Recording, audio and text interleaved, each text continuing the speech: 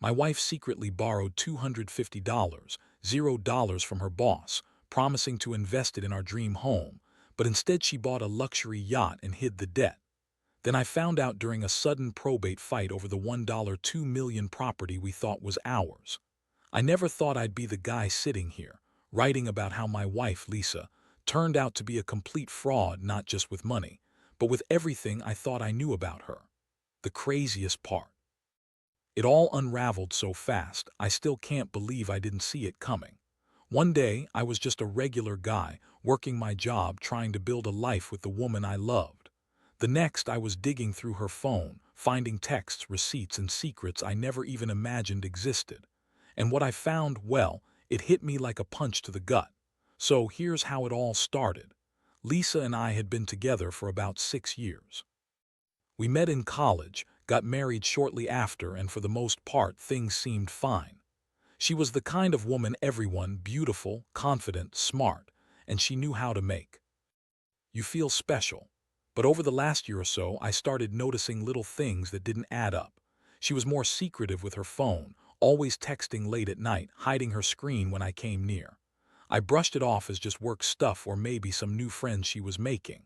I mean, I was busy with my own job, running a small business that kept me pretty tied down. But deep down, I knew something was off. Then came the signs that were impossible to ignore. She started coming home late more often, smelling different, acting distracted. She'd lie about where she'd been, claiming she was out with the girls or meeting clients, but her stories never quite lined up.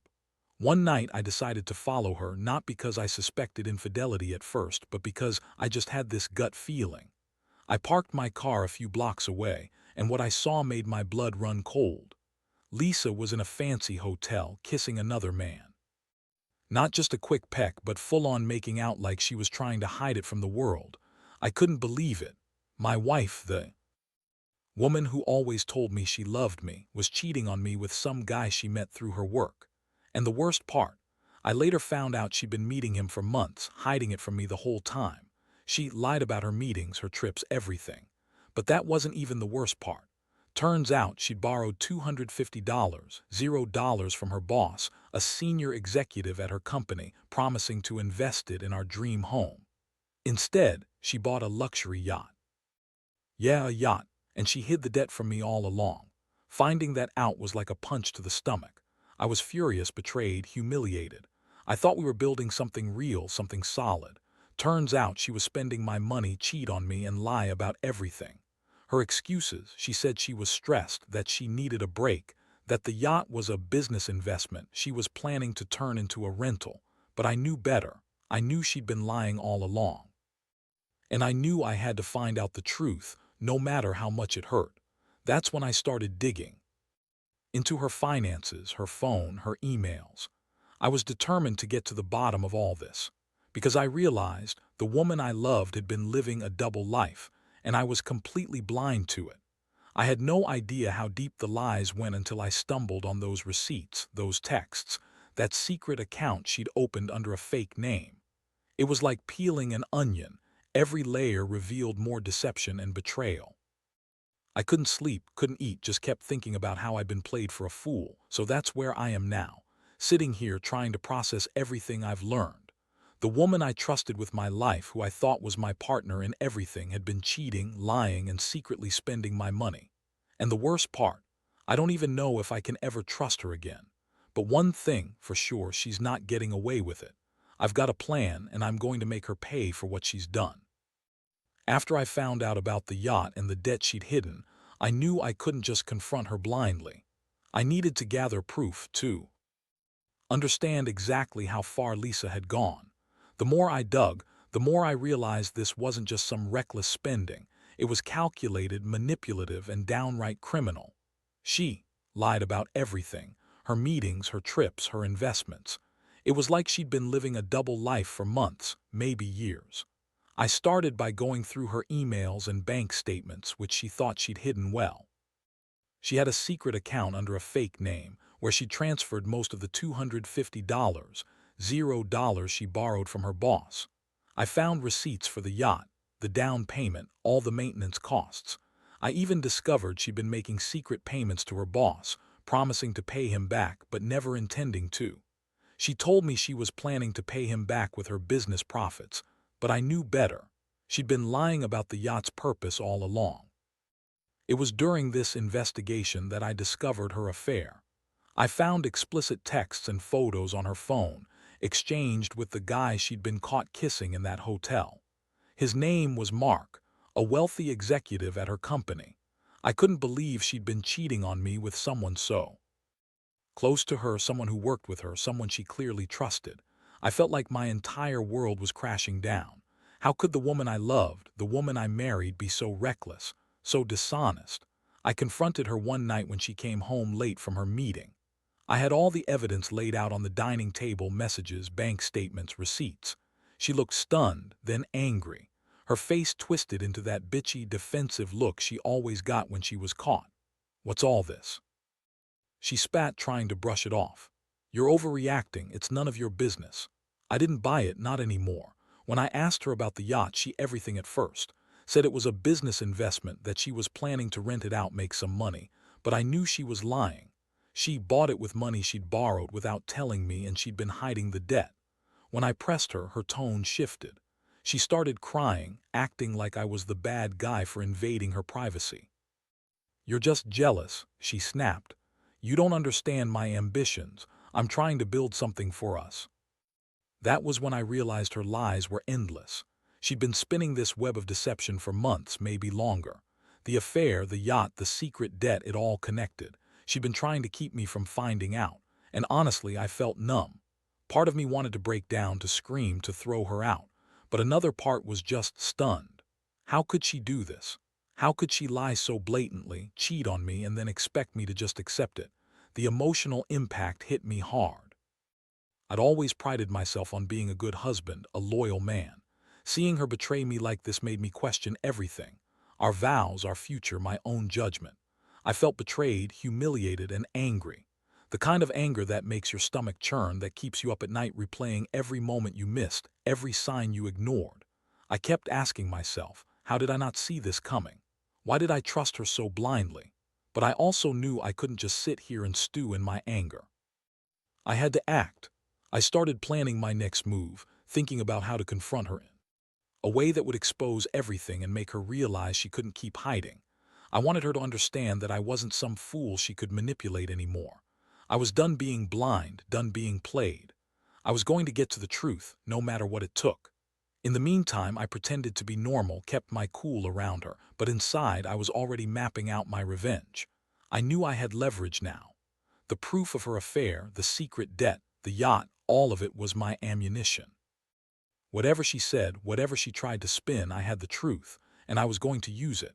I just didn't know how yet, but I knew I couldn't let her get away with this, not without consequences. She'd lied to me, betrayed me, and I was about to make her regret that more than anything. I spent the next few days trying to process everything I'd uncovered. It was like my mind was on overdrive, constantly circling around the betrayal, the lies, the money. I couldn't sleep, couldn't eat. Every time I closed my eyes, I saw her with Mark, the yacht, the receipts, the lies. But I also knew I had to act carefully. Confronting her without a plan would be pointless. I needed to turn her own game against her. I started by talking to a lawyer just to get a sense of my legal options. It was clear she'd been hiding assets, lying about her debts, and engaging in some pretty shady financial dealings. The lawyer told me that I could potentially go after her for fraud, especially since she borrowed such a huge sum from her boss and used it for herself without telling me. There was also the issue of the yacht. It was technically purchased with my money, since she'd been hiding the debt from me. That could give me leverage in any divorce proceedings, or even in reclaiming some of the money. But the real game changer was the affair. I knew I had enough evidence to confront her and maybe even expose her to her boss, Mark. I didn't want to ruin her career, but I also didn't want her to get away with cheating on me and stealing from us. I decided I'd confront her directly, but I'd do it on my own terms. I wanted her to see I wasn't some fool anymore. I wanted her to understand that I knew everything. One evening, I set up the scene. I told her I had something important to discuss and I wanted her honest answers. She looked nervous, trying to act casual, but I could see the fear behind her eyes. I laid out everything I'd found, the texts, the receipts, the secret account, the loan, the yacht, Mark. I told her I knew about her affair and her lies. Her face twisted into that familiar bitchy sneer, but I wasn't backing down. She tried to deny everything at first, but I cut her off. Lisa, I have proof. I've seen your messages, your bank statements. I know about the yacht, about the money you borrowed. Don't lie to me now. Her eyes darted around and she started crying, trying to play the victim. You don't understand, she sobbed. I was stressed, I was overwhelmed. I didn't mean for any of this to happen. That was when I saw her true colors. The tears, the pleading, it was all an act. She was trying to manipulate me, just like she always did. I felt a deep rage rising in me. How could she sit there and pretend she was the victim when she'd been screwing around and stealing from us? I told her I was done with her lies, that I was going to take control of the situation. I wanted her to know that I wasn't going to be the husband anymore. I had all the leverage now, and I was planning to use it. The shock on her face was priceless. She thought she could spin her web of lies and I'd never find out. But I'd broken that web, and now she was caught in it. I told her I was going to contact her boss, Mark, and explain everything. I wanted him to know she'd been cheating on him, lying about the money and hiding her debts. I told her I'd also consider legal action, not just for the fraud but for the emotional betrayal as well. That's when she snapped. She yelled at me, called me paranoid, accused me of invading her privacy. She said I was overreacting, that I was ruining everything. But I wasn't listening. I felt a strange mix of satisfaction and disgust. Satisfaction because I finally had her cornered, and disgust because I realized how deep her lies went. I was hurt, but I was also angry. This wasn't just about money anymore. This was about trust, respect, and the woman I thought I knew. I left her that night knowing I had to prepare for what was coming next.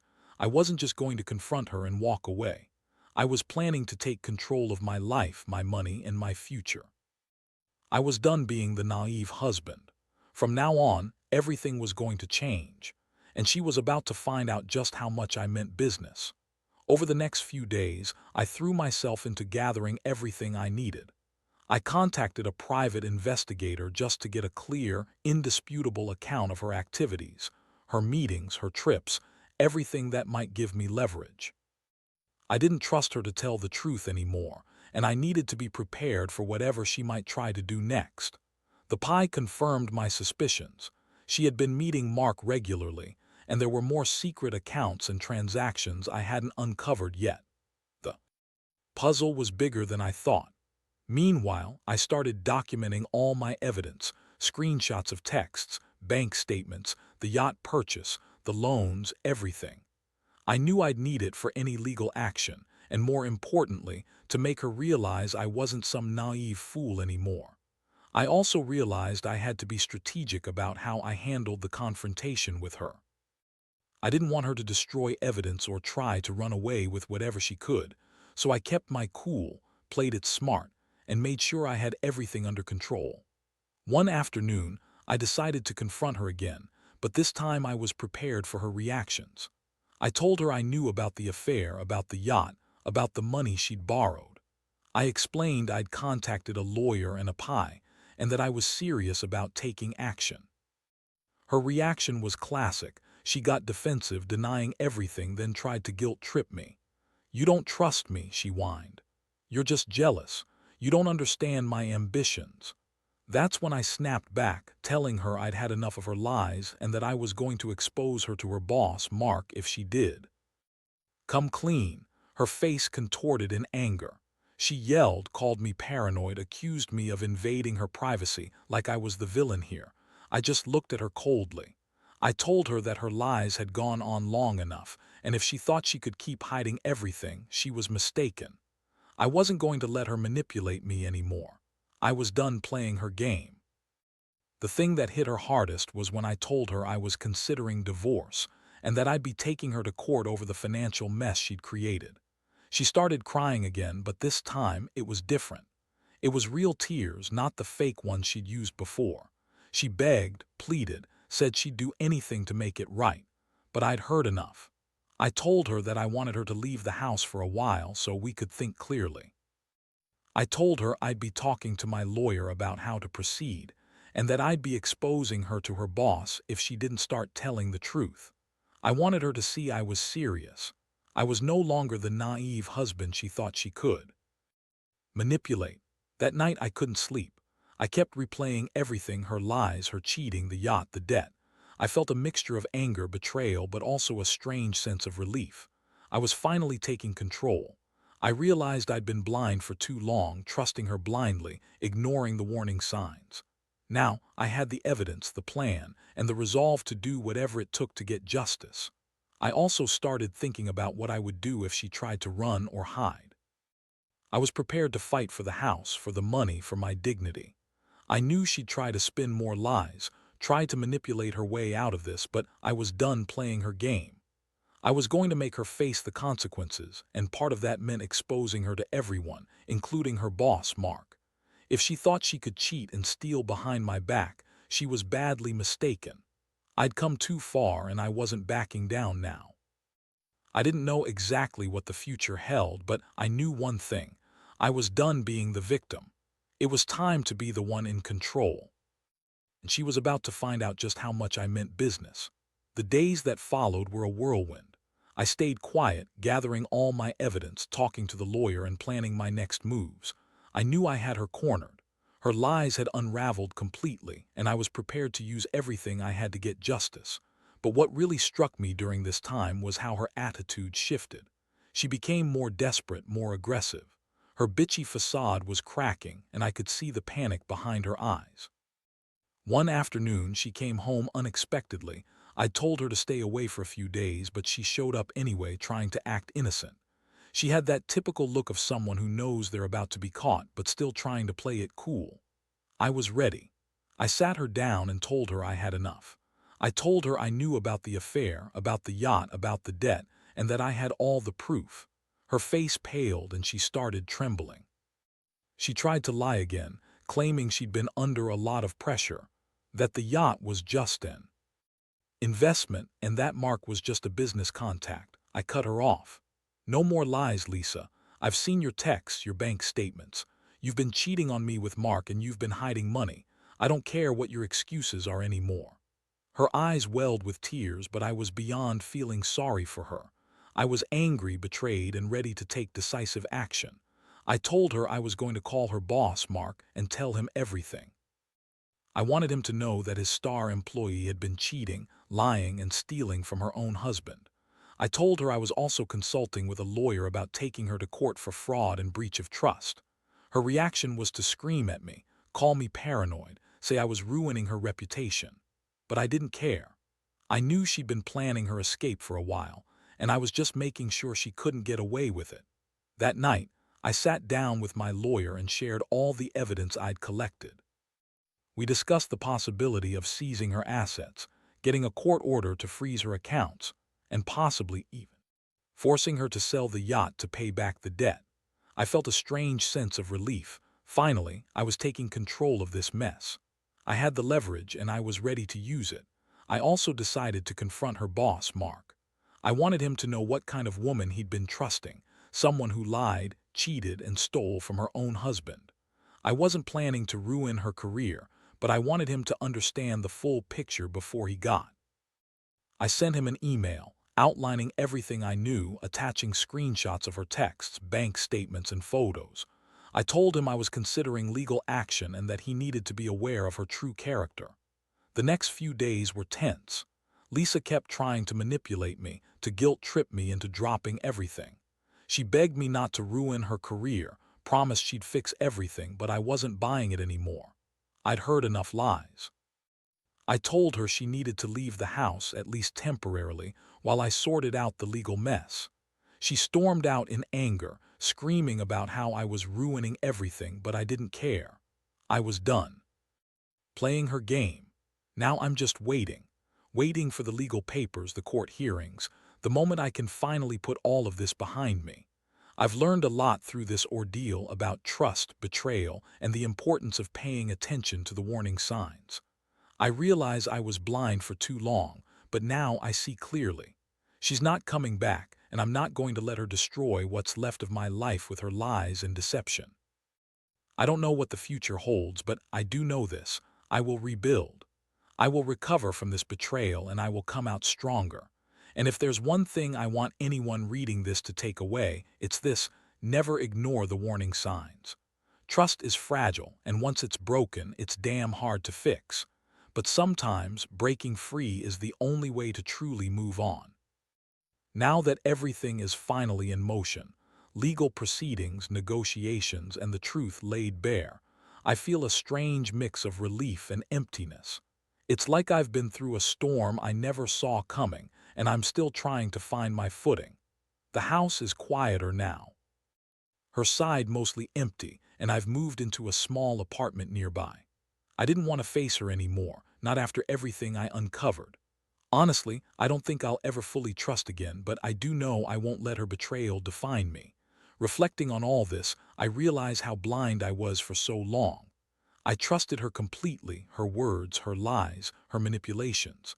I let her get away with things I shouldn't have, and I paid the price. But I also learned a hard lesson: never ignore the signs. The late nights, the secretive phone calls, the strange expenses, they all added up. I just didn't want to see it. But now I see clearly. I see the woman I married for what she truly was: someone who lied, cheated, and stole from us, all while pretending to be the perfect wife.